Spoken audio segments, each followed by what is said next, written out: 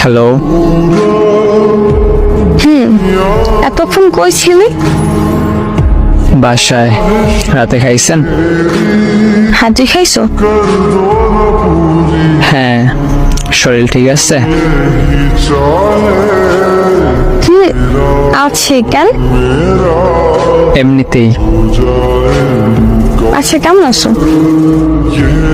কিছু বলতে চাই, শুধু শুনবেন, উত্তর দেওয়ার দরকার নাই, ঠিক আছে? কিছু হয়েছে? আর তুই আপনি করে বলতেছো কেন?